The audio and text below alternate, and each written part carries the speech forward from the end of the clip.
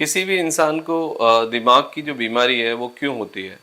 हमारे समाज में अभी भी दिमाग की बीमारियों को लेके बहुत सारे मिथ्स हैं, बहुत सारे अंधविश्वास हैं और सबसे बुरी बात यह है कि यदि किसी इंसान को शरीर में दर्द हो, उसे बुखार आ जाए या हाथ में पैर में दर्द हो जाए तो लोग बहुत जल्दी उसको रिपोर्ट करते हैं, डॉक्टर के पास जाते हैं।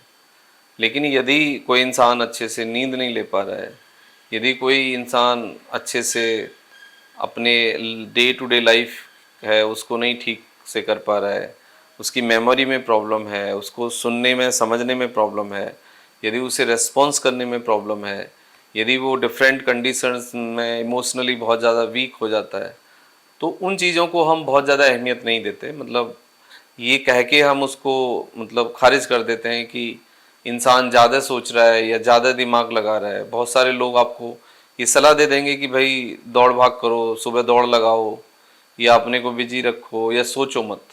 वो इस तरह से इस चीज़ को डील करते हैं और एक टैबू के साथ यदि आप किसी को कहो कि भाई आपको डिप्रेशन है या आपको एनजाइटी है या इवन आपको माइग्रेन है तो लोग बहुत अजीब सा रिएक्ट करते हैं। देखो, आपको ये समझना पड़ेगा कि यदि हमारे हाथ पैर में दर्द हो सकता है तो हमारे दिमाग में भी दर्द हो सकता है। यदि हमें शारीरिक थकान हो सकती है तो हमें मानसिक थकान भी हो सकती है। बट प्रॉब्लम ये है कि दिमागी जो परेशानियां होती हैं उसके जो सिम्टम्स हैं वो उतने क्लियर और उतने मतलब नोन नहीं होते हैं, उनके बारे में नहीं पता होता है लोगों को। यदि कोई इंसान इमोशनली बहुत ज़्यादा वीक है, उसका मूड शिफ्ट होता है, यदि एक इंसान बहुत ज़्यादा सोचता है या फिर वो डर रहता है, फियर रहता है या किसी एक बात को ही पकड़ लेता है, तो ये सब कहीं ना कोई आपको ब्रेन के लेवल पे, दिमाग के लेवल पे कुछ ना कुछ चेंज है, कुछ ना कुछ बदलाव है इंटरनली। उसको हमें समझने की ज़रूरत है, ना कि छोड़ देने की ज़रूरत है। दो तीन चीज़ें हैं जिनसे आप अपने ब्रेन की हेल्थ को समझ सकते हो। यदि आप अच्छे से नींद नहीं ले पा रहे हो, यदि आप अच्छे से लोगों के साथ कोऑर्डिनेट नहीं कर पा रहे हो, यदि आप अच्छे से दुख में दुखी नहीं हो रहे हो और खुश में खुशी नहीं हो रहे हो, पब्लिकली मिक्स नहीं कर पा रहे हो, तो कहीं ना कुछ तकलीफ है, कुछ ना कुछ प्रॉब्लम है। वो बिहेवियर हो सकती है, वो इमोशंस के लेवल पे हो सकती है, वो कॉग्निटिव यानी दिमाग के लेवल पे हो सकती है। तो उसको हमें समझने की ज़रूरत है। मैं आपका दोस्त डॉक्टर सुनील कुमार और आप देख रहे हैं doctor Kumar education clinic. I am post doctorate in clinical medicine and the metabolic science. Last 2 decades से साउथ दिल्ली छतरपुर में as a clinical health physician and the counselling specialist में प्रैक्टिस कर रहा हूँ। तो आज हम बात करेंगे कि ब्रेन के अंदर आखिर ये जो सिम्टम्स जब आते हैं, जब इस तरह की बेचैनी इंसान असहाय महसूस करता है, इवन कुछ लोग तो सुसाइडल भी अटेम्प्ट करने की कोशिश करते हैं, तो ऐसा इंटरनली क्या बदल जाता है, इंटरनली क्या चेंज हो जाता है, उसको समझना बहुत ज़रूरी है। देखो, ब्रेन के अंदर इंटरनल लेवल पे आपका जो सेलुलर लेवल है, यानी सेल्स आपकी डैमेज हो सकती हैं, उसमें इन्फ्लामेटरी चेंज देख सकते हो आप। और सेल्स में अंदर आपने देखा होगा कि बहुत सारे सीटी स्कैन, एमआरआई में ब्रेन का जब होता है तो डॉक्टर बोलते हैं कि आपको ब्लीडिंग हो रही है या आपको मतलब ब्रेन श्रिंक कर गया है, मतलब सेलुलर लेवल पे श्रिंक हो गया है, प्रोटीन का मतलब जो ब्लॉक है, प्लाक बन गया है, या फिर कैल्शियम का लेवल बहुत ज़्यादा बढ़ गया है, ब्लड फ्लो कम हो गया है। ब्लड फ्लो के साथ एक प्रॉब्लम आ जाती है, या आपकी नर्व्स में या सेल्स में या टिश्यू के लेवल पे कोई इन्फ्लामेशन हो जाता है।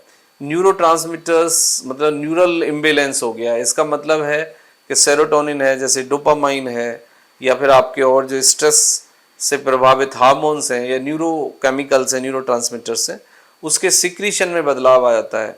ब्रेन टिश्यू के अंदर इन्फ्लामेशन कई बार देखी जाती है और ब्रेन का कई बार डैमेज होना भी देखा जा सकता है। अब ब्रेन सेल्स को का फूड क्या है ये समझने की जरूरत है। ब्रेन सेल का जो फूड है वो है ऑक्सीजन एंड वाटर, यानी ग्लूकोज एंड ऑक्सीजन। यदि आपके बॉडी के लेवल पे, बॉडी में ग्लूकोज की और ऑक्सीजन की यदि कमी ना हो, तो देखा यह जाता है कि 99% देयर इज ए चांसेस कि आपका ब्रेन का जो मतलब सेल्स हैं वो हेल्दी होंगी और उनकी फंक्शनिंग भी नॉर्मल होगी।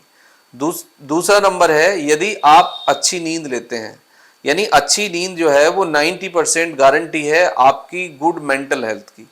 अच्छी नींद गारंटी है आपके अच्छे इमोशनल स्वास्थ्य की। अच्छी नींद गारंटी है आपके अच्छे फिजिकल हेल्थ की। अच्छी नींद गारंटी है आपके अच्छी गट हेल्थ की। तो आपकी नींद बहुत कुछ डिसाइड करती है। आप कम सोना मतलब एक अल्कोहलिज्म और स्मोकिंग की तरह ही है। अब जो ब्रेन को नुकसान देने वाली चीजें हैं उनको भी हमें समझना होगा। सबसे पहले है लगातार कम सोना या बार बार जल्दी जल्दी उठना, sleep deprivation. Second smoking, third alcohol, fourth tobacco, और फिफ्थ है आपका लगातार रेडिएशन यानी लगातार स्क्रीन के आगे बने रहना, एक पोस्चर में बैठे रहना। स्क्रीन टाइम लिमिटेड करिए, कम करिए, एक पोस्चर में लगातार मत बैठे रहिए। मूवमेंट बहुत जरूरी है, वॉकिंग बहुत जरूरी है। उसके बाद है आपका फूड। फूड में कौन सी चीजें हैं जो आपके ब्रेन को डिस्टर्ब करती हैं? बहुत ज्यादा चीनी और बहुत ज्यादा नमक। White salt and the white sugar दोनों को ही लिमिटेड करिए, मॉडरेट करिए, स्टॉप करिए। नेचुरल शुगर लीजिए और वाइट सॉल्ट की जगह आप काला सेंधा नमक लीजिए। फूड के अंदर है, ब्रेन के लिए जो बेस्ट फूड है वो है आपका अमरूद, सेब, नाशपाती, ये आप खाइए। और वॉलनट आप खाइए। Walnut is a best dry fruits for your brain.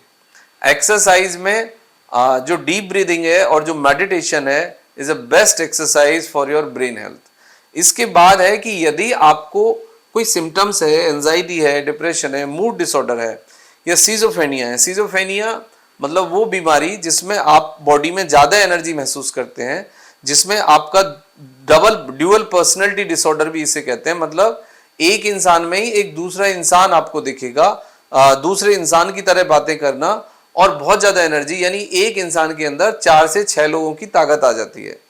तो ये एक इम्बेलेंस है, न्यूरोट्रांसमीटर्स के अंदर इम्बेलेंस है, एनर्जी का जो चैनल है उसमें इम्बेलेंस है। दोस्त, सीजोफ्रेनिया इज नॉट, वो कोई पागलपन नहीं है।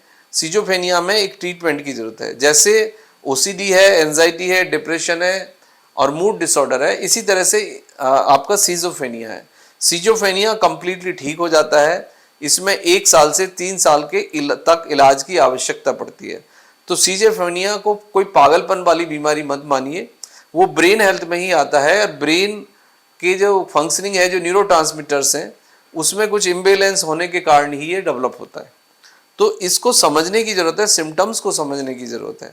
यदि आपके आसपास कोई इंसान उस तरह का बिहेवियर करता है तो आप डॉक्टर के पास उसको लेके जाइए, राइट डॉक्टर सजेस्ट करिए। इसका कोई ऊपरी इलाज नहीं होता है, इसका एक मेडिकल सॉल्यूशन होगा, मेडिकल इलाज ही आपको लेना पड़ेगा। बहुत सारे लोग इसको दौरा या मिर्गी भी कहते हैं। वैसे दौरा पड़ना एक अलग बीमारी होती है और सीजोफ्रेनिया एक अलग बीमारी होती है, बट दोनों के सिम्टम्स काफी हद तक मिलते जुलते होते हैं। हमारे देश में लगभग 1 लाख मरीज हैं जो सीजोफ्रेनिया या फिर एपिलेप्सी से सफर कर रहे हैं, लेकिन उनमें से केवल 10% लोगों को ही राइट ट्रीटमेंट मिल पा रहा है। तो आपके लिए ये जरूरी है कि आप खुद भी समझें, लोगों से भी डिस्कस करें, और यदि आपको कोई उस तरह का इंसान मिलता है तो उसको राइट एमडी न्यूरो फिजिशियन के पास, एमडी मेडिसिन फिजिशियन के पास, या एटलीस्ट किसी भी क्वालिफाइड, इंस्टीट्यूशनली क्वालिफाइड डॉक्टर के पास भेजें, जिनसे कि उन्हें एक फर्स्ट लाइन ट्रीटमेंट मिले। और यदि एक जनरल जीपी ये महसूस करते हैं कि इनको स्पेशल ट्रीटमेंट की जरूरत है तो वो स्पेशलिस्ट के पास आपको भेज देंगे। बट मेक श्योर करें कि आपकी स्लीप, आपका फूड, आपकी राइट एक्सरसाइज, प्लस ये जो बहुत ज़्यादा टॉक्सिन्स आप डालते हैं, इन सब से बचिए। स्क्रीन टाइम को लिमिटेड करिए, तो आप देखेंगे कि काफ़ी बुनियादी रूप से आपका दिमागी स्वास्थ्य अच्छा हो गया है। Thank you very much and take care yourself.